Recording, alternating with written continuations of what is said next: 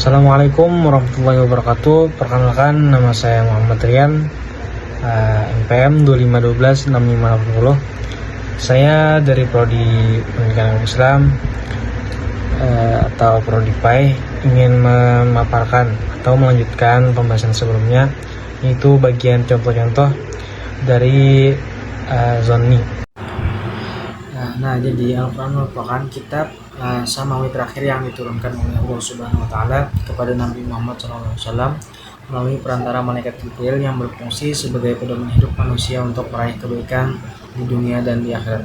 Sebagai wahyu ilahi, tidak terdapat perbedaan pendapat di kalangan ulama mengenai keaslian sumber Al-Quran, dan seluruh ayat yang dibaca umat Islam saat ini diyakini sama seperti yang diterima oleh Nabi Muhammad SAW.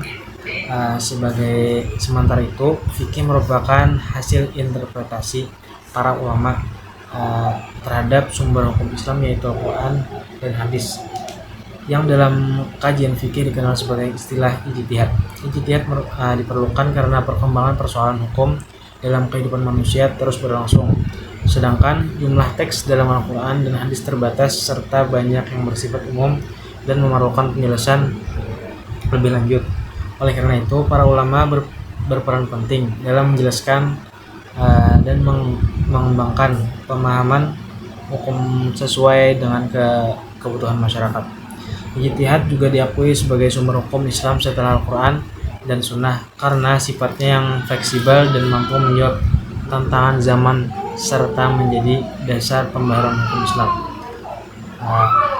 Dalam kajian hukum fikih, dalil dibedakan menjadi qat'i dan zonni, di mana qat'i bersifat pasti, sedangkan zonni hanya menunjukkan dugaan kuat, sehingga pemahaman terhadap keduanya sangat penting dalam proses penetapan dan penafsiran hukum Islam. Contoh penerapan zonni dalam permasalahan fikih, berikut beberapa contoh penerapan zonni dalam fikih.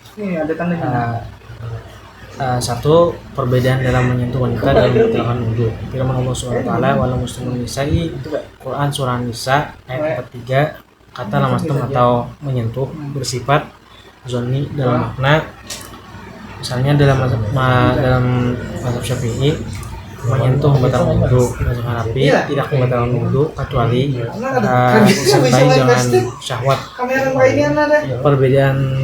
Perbedaan ini terjadi karena lapas tersebut memiliki kemungkinan makna yang berbeda.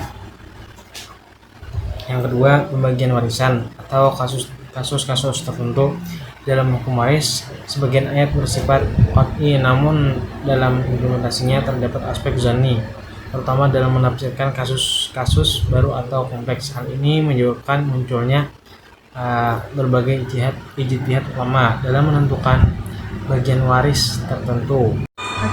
Nah, jadi